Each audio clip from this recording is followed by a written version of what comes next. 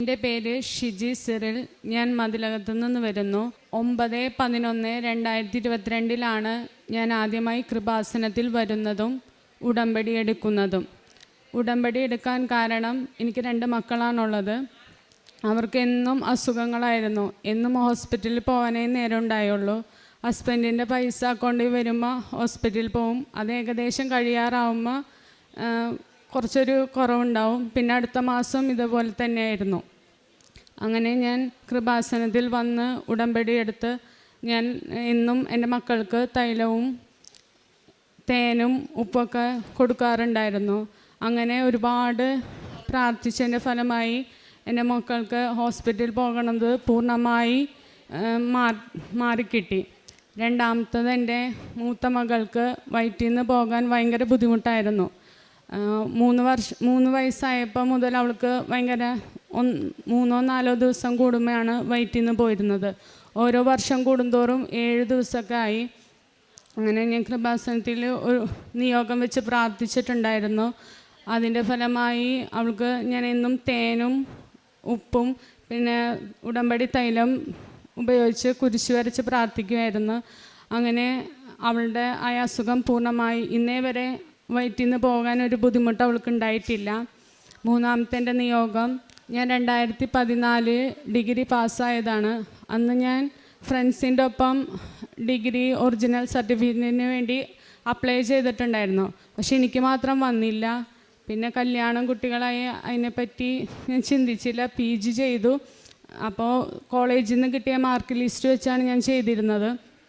എന്നിട്ടും എനിക്ക് original certificate ഞാൻ വേണ്ടി അപ്ലൈ ചെയ്യുമെങ്കിലും എനിക്ക് റിജക്റ്റായി പോവാറായിരുന്നു. അങ്ങനെ ഉടമ്പടിയിൽ ഞാൻ നിയോഗം വെച്ച് പ്രാർത്ഥിച്ചിട്ടുണ്ടായിരുന്നു. രണ്ടാമത്തെ പുതുക്കലിന് ശേഷം അങ്കിളിൻ്റെ ഫ്രണ്ട് വഴി യൂണിവേഴ്സിറ്റിയിൽ ഒരു സാറുമായി പരിചയപ്പെടാനും അങ്ങനെ യൂണിവേഴ്സിറ്റിയിൽ ചെന്ന് എൻ്റെ മാർക്ക് ലിസ്റ്റ് കാണിച്ചപ്പോൾ അവർ പറഞ്ഞു, ഈ റോൾ നമ്പർ ഇല്ലല്ലോ, പ്രൈവറ്റായിട്ടാണോ പഠിച്ചതെന്ന് അടക്കം ചോദിച്ചു. അങ്ങനെ കുറേ നോക്കിക്കഴിഞ്ഞപ്പോൾ എന്നോട് പറഞ്ഞു വീണ്ടും മാർക്ക് ലിസ്റ്റിന് വേണ്ടി അപ്ലൈ ചെയ്യണമെന്ന് പറഞ്ഞു. അങ്ങനെ ഒരു ഫോമും തന്നു.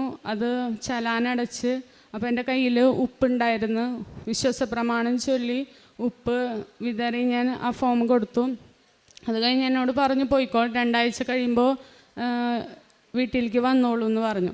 അപ്പോൾ ഒരു പരിചയമില്ലാത്തൊരു ചേട്ടൻ പറഞ്ഞു, മോളെ ഇവിടെ നിൽക്കണമെങ്കിൽ 4 മണി വരെ നിൽക്കണമെങ്കിൽ കൈയോടെ വാങ്ങിച്ചിട്ട് പോകാമെന്ന് പറഞ്ഞു. അങ്ങനെ ഞാൻ അവിടെ വെയിറ്റ് ചെയ്തു. അതിനുശേഷം കുറച്ച് കഴിഞ്ഞപ്പോൾ എല്ലാവർക്കും സർട്ടിഫിക്കറ്റ് കൊടുക്കണം.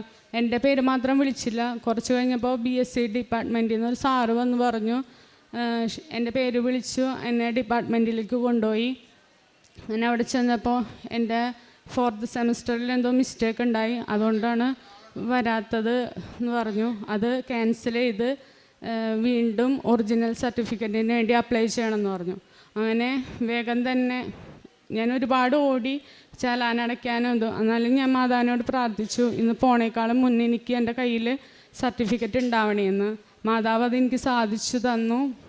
അങ്ങനൊരു വലിയ അനുഗ്രഹം എനിക്ക് മാതാവ് തന്നു. 4-മത്തത് എൻ്റെ 2-മത്തെ മോൾക്ക് ഇടത് കവിളിലൊരു തടിപ്പുണ്ടായിരുന്നു. അത് ഞാൻ 3 മാസം കഴിഞ്ഞിട്ടാണ് ഞാൻ കാണുന്നത്.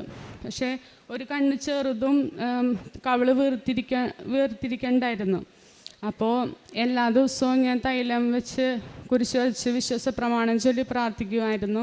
അതിൻ്റെ ഫലമായി അത് പൂർണ്ണമായി ഇല്ലാതായി. പിന്നെ എൻ്റെ അമ്മച്ചിയുടെ 5 വർഷത്തോളം ആയി അലർജി രോഗം, പഴുപ്പും ചിലമൊക്കെ വരുമായിരുന്നു അവിടെ നിന്ന്.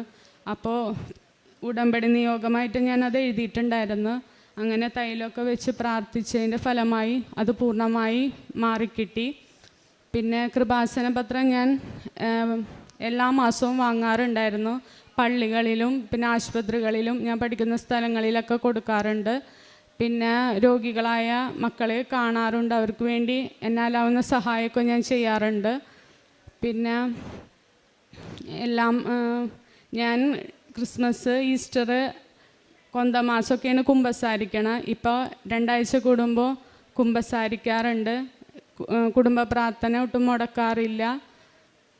അങ്ങനെ ഒരുപാട് മാറ്റങ്ങൾ എൻ്റെ ജീവിതത്തിൽ വന്ന് എനിക്ക് എനിക്ക് തന്ന എല്ലാ അനുഗ്രഹങ്ങൾക്കും മാതാവിനും ഈശോയ്ക്കും ഞാൻ നന്ദി പറയുന്നു.